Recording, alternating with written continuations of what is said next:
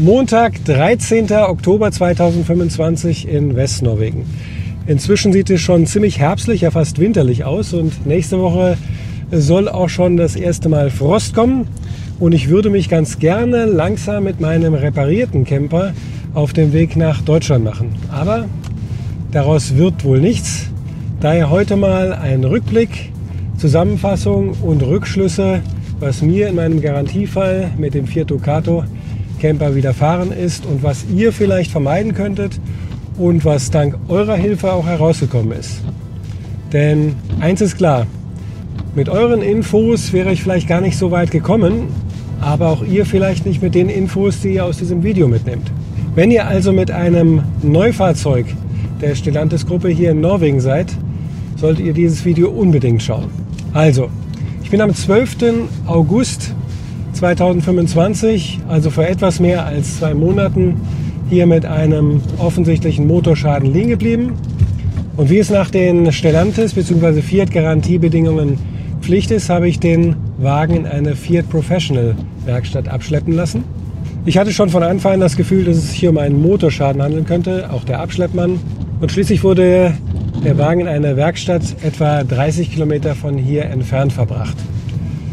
Ja, da stand er erstmal, 2 Tage später angerufen und da sagte man mir, dass man diese Woche keine Zeit hätte und die nächste Woche dann. Nächste Woche angerufen, es sieht schwierig aus, da müsste man den Wagen genau auseinandernehmen und daher könnte man das erst etwas später machen, noch einige Wochen. Inzwischen hatte ich den Mietwagen von der Stellantis-Gruppe bzw. von dem Fiat Customer Care bekommen und bin dann dahin gefahren und auf dem Weg dahin stand dann fest, dadurch, dass mich die Dame von der Customer Care anrief, dass der Wagen wohl erst Mitte Oktober in dieser Werkstatt überhaupt erst angeschaut werden könnte, plötzlich, nachdem man mir vorher sagte, ja, vielleicht 1-2 Wochen. Und damit war klar, dass der Wagen in dieser Werkstatt nicht bleiben könnte. Meine Empfehlung war, den Wagen dann in eine Werkstatt zu bringen, der etwas weiter südlich ist. Ich wollte den Wagen auf jeden Fall in Norwegen reparieren lassen, weil ich habe noch jede Menge Zeug hier in Norwegen, das ich nach Deutschland transportieren wollte. Deutschland ist sozusagen jetzt meine Zwischenstation. Ich habe hier vorher in Norwegen gelebt und brauchte den Camper daher auch als Möbelwagen. Und weil ich sehr viel auf die Qualität der Arbeit hier in Norwegen gebe. Das heißt, wenn man etwas macht, dann macht man es sehr gründlich und sehr gewissenhaft, wenn man etwas macht. Und das ist, glaube ich, auch das Kernproblem. Man hat leider keine Werkstatt gefunden, die etwas weiter südlich in Norwegen liegt, zum Beispiel in Bergen, was sehr treffend gewesen wäre, da auch die Fähre nach Deutschland von Bergen ausgehen würde. Stattdessen hat die Dame von Stellantis sicher gut gemeint, den Wagen nach Ålesund verbringen lassen. Das liegt allerdings 4,5 Autostunden nördlich. Diese Werkstatt versprach aber, den Wagen innerhalb von 2 Wochen anschauen zu können. Diese 2 Wochen verstrichen und am 15. Tag schaute man sich den Wagen wohl kurz an, stellte dann fest, was ohnehin schon eigentlich klar war, durch die erste Werkstatt, Motorschaden. Ja, dann ging ein ewiges Hin und Her, welcher Motor, welche Teile. Angeblich könnte man in Deutschland niemanden ausfindig machen, der die richtigen Teile besorgen könnte. Man habe in Fiat Italien sogar angerufen und angeblich nicht möglich.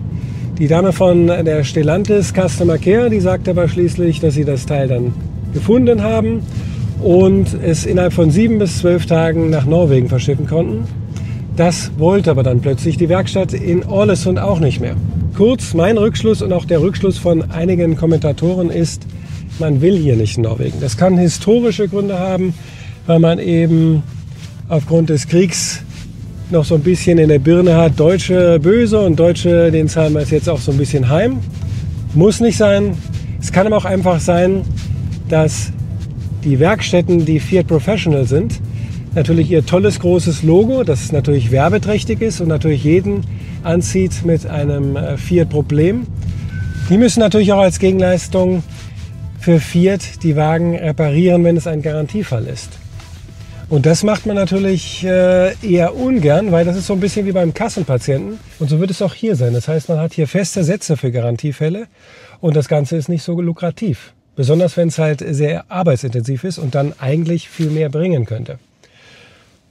Und ehrlich gesagt, ich glaube, das ist das Kernproblem. Man wollte von Anfang an nicht von norwegischer Seite den Wagen hier in Norwegen reparieren. Und das ist wiederum ein großes Mentalitätsproblem in Norwegen. Man hat keine Probleme, man spricht einfach nicht über die Probleme. Das ist mir auch schon in einem anderen Fall mal aufgefallen. Da hatte ich ein Problem mit einem Online-Shop. Der ist irgendwann einfach untergetaucht. Statt mir die Kohle zurückzuzahlen für das Produkt, das er nicht liefern konnte, musste ich mir dann über Umwege das Geld über die Kreditkartenfirma zurückholen und bekam es irgendwann erstattet, aber ohne jede weitere Info dazu. Und so ist es halt viel hier. Es wird hier alles totgeschwiegen, im wahrsten Sinne des Wortes auch. Dazu wird es nämlich auch noch ein Video geben. Und schließlich ist meine Schlussfolgerung final, ist es dumm gelaufen, weil Norwegen bzw. die Norweger einfach nicht reparieren wollten.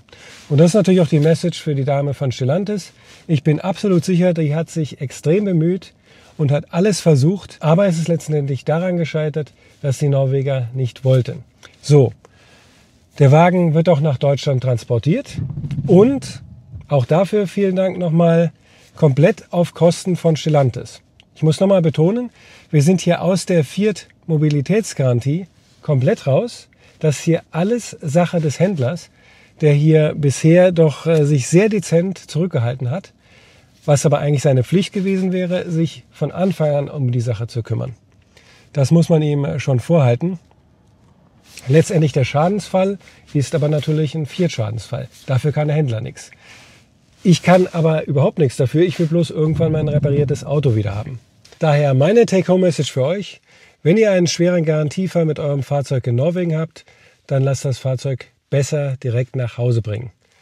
Lasst euch nicht verdrösten, denn die Norweger wollen vielleicht nicht. Sie wollen vielleicht nicht, weil sie eben vielleicht weniger Geld bekommen, weil es eben Garantiefall ist, der eben über den Garantievertrag abzurechnen ist.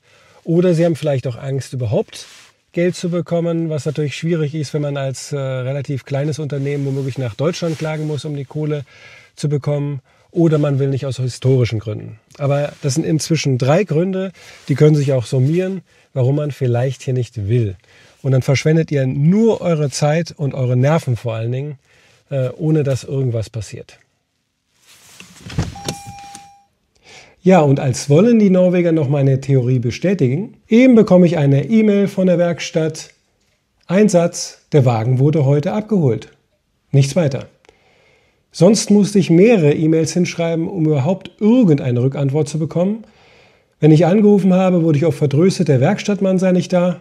Und plötzlich, völlig ohne dass ich nachgefragt habe, diese Info. Die werden auch 3 Kreuze gemacht haben und wie gesagt, das bestätigt meine Theorie und die von euch, wie ich in vielen Kommentaren gelesen habe, die wollten einfach nicht. Blöd gelaufen, oder? 2 Monate nur wegen denen hier rumgehangen. Und dann kommen wir mal zum nächsten Punkt, den ich häufig in den Kommentaren lese. Gefolgt wahrscheinlich von Fiat-Fehler in allen Teilen. Du musst einen Anwalt holen. Nehm dir einen Anwalt. Ohne Anwalt läuft da nichts. Sorry, wenn ich das mal so deutlich sage, aber das ist im Prinzip so eine Art moderne Version von dann hole ich meine Mama. Hilfe, Polizei, ich zeig dich an, ich hole mir einen Anwalt. Ein Anwalt mag sicherlich nützlich sein und vielleicht auch in manchen Angelegenheiten Pflicht. Besonders eben dann, wenn eine rechtliche Sache unklar ist oder die Gegenseite einfach nicht kooperieren will. Das ist hier aber überhaupt nicht der Fall. Alle Seiten, der Händler, Fiat, geben zu, dass das ein Garantiefall ist, dass sie das abzuwickeln haben. Es ist nun mal blöderweise eben so gelaufen, wie es ist. Und da bringt auch nichts zu schreien, ich hole meine Mama oder beziehungsweise ich hole meinen Anwalt. Was würde denn dann passieren? Und das ist passiert, weil ich habe viele E-Mails von euch gekriegt, die ihm ihre Fälle schilderten. In einem Fall hat es über 12 Wochen gedauert, trotz Anwalt und trotzdem der Wagen sofort in einer deutschen Werkstatt war. Und jetzt immer noch läuft der Anwalt, weil eben dann irgendwelche Forderungen gestellt werden für irgendwelche Kleinigkeiten. Der Gegenanwalt stellt wiederum Forderungen von irgendwelchen Beträgen. Und so zieht sich das hin und her, weil Anwälte daran verdienen wollen. Anwälte sind nicht zum Spaß da oder um Recht zu sprechen, das können die sowieso nicht, sondern um Geld zu verdienen. Und unterschätzt das mal nicht, wie viele Anwälte es in Deutschland gibt, die hier recht klamm sind. Was passiert zum Beispiel in dem Fall? Ihr schaltet einen Anwalt in Castrop-Rauxel ein. Interessiert das einen internationalen Megakonzern wie Stellantis? Wahrscheinlich nicht. Mein erstes Video hat 100.000 Aufrufe auf YouTube. Das könnte eher interessant sein, oder? So, jetzt schreibt der Anwalt aus Castrop-Rauxel an Stellantis. Die Stellantis Customer Care sagt, ja gut, dann sind wir nicht mehr zuständig, dann geben wir das an die Rechtsabteilung ab. Und das dauert natürlich. Die Rechtsabteilung von Stellantis schreibt zurück, euer Anwalt ist dann in Mauritius mit der Kohle schon mal in Urlaub, verdröstet dann wieder auf 2 Wochen und so zögert sich das Ganze raus. Also, was soll das? Wie gesagt, wenn eine Sache rechtlich unklar ist, Anwalt. Oder die Gegenseite will nicht kooperieren. Auch da unter Umständen Anwalt. Wobei ich sagen muss, selbst in Rechtsstreitigkeiten, zum Beispiel Mietrecht, Hausrecht, habe ich schon ohne Anwalt mein Recht bekommen. Vor Gericht. Da stehst du da halt allein da und natürlich die Gegenseite mit in dem Fall sogar 2 Anwälten. Aber im Endeffekt bringt das nichts, wenn die Rechtssache sowieso klar ist. Dann kann er sich da raussuchen, was er will. Der Richter hat dann gesagt, nö, ist nicht und ich habe Recht bekommen. Ja, und damit ist die Katze aus dem Sack. Der Wagen kommt nach Deutschland. Yippie! Wir sehen uns also in Deutschland beim nächsten Video. Also insofern gute Neuigkeiten. Vielleicht kommt jetzt Bewegung in die Sache. Es ist ja jetzt auch schon klar, welches Teil bzw. welcher Motor eingebaut werden muss. Und man sollte annehmen, dass jetzt zumindest der Motor zeitgleich mit dem Wagen zur Werkstatt ist. Der Wagen braucht von Ålesund hier in Norwegen bis nach Deutschland, in Westdeutschland, 5 Tage. Und die Kosten sind, was schätzt ihr denn? Über 6.000 €. Also, falls ihr mal in Norwegen liegen bleiben solltet und habt keinen speziellen Auslandsschutz über den ADAC oder über eure Kfz-Versicherung, dann habt ihr diese Summe für den Rücktransport nach Deutschland, der ja offensichtlich dann auch zu empfehlen ist, wenn ihr hier nicht die horrenden Werkstattgebühren bezahlen wollt, dann habt ihr die komplett selbst zu tragen und das geht hier in die mehrere Tausende. Daher dringende Empfehlung, auf jeden Fall einen Auslandsschutzbrief bei eurer Kfz-Versicherung abschließen. Das kostet nicht viel mehr im Jahr und es kann euch jede Menge Kohle sparen. Ich schwöre ehrlich gesagt auf den ADAC, bin aber da rausgeflogen, weil ich eben jahrelang auf Gran Canaria gelebt habe und da aufgrund der tollen Gebrauchtfahrzeuge mehrfach den ADAC verständigen musste, auf Gran Canaria wohlgemerkt.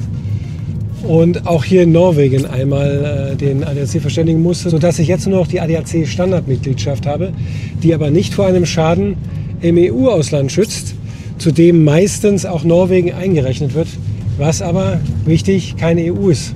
Das heißt, hier gelten Punkte des Schengen-Abkommens, mehr aber auch nicht. Beim Händler habe ich übrigens letzte Woche schon die Wandlung eingereicht, da ich natürlich keinen Bock habe, selbst wenn der Wagen jetzt nach Deutschland kommt, nochmal so einen Zirkus anzufangen. Also entweder der Wagen ist bis 31.10. repariert, vollständig, weil es war ja nicht nur der Motorschaden, es war auch ein Ladebooster, ein Elektrikproblem von Chausson. Das zu beheben ist noch so einige andere Kleinigkeiten, in Anführungszeichen Kleinigkeiten. Zum Beispiel war eine 12 Volt Kfz-Dose im Innenraum falsch angeschlossen, deswegen ist mehrfach die Sicherung rausgeflogen.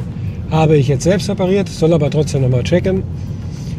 Sollte der Wagen eben nicht bis 31.10. fertig sein, wobei ich mich da nicht wirklich auf den Stichtag festlegen will, kann auch 1 oder 2 Tage später sein, dann werde ich die Wandlung verlangen. Der Händler GFH Reisemobile in Mülheim-Kärlich ist da auch einsichtig und würde mir dann im Notfall auch ein vollwertiges Ersatzfahrzeug zur Verfügung stellen. Also nicht wie das hier, ich fahre jetzt seit Wochen, seit Monaten in dem Fall ist jetzt ein Toyota Corolla. Das hat aber eben nichts mehr mit Camper-Ersatzfahrzeug zu tun. Also es sieht im Moment sehr gut aus, dass die Sache bald überstanden ist. Ich hoffe, ihr habt viel dabei gelernt und es ist ja noch nicht ausgestanden. Wer weiß, ob es noch was zu lernen gibt.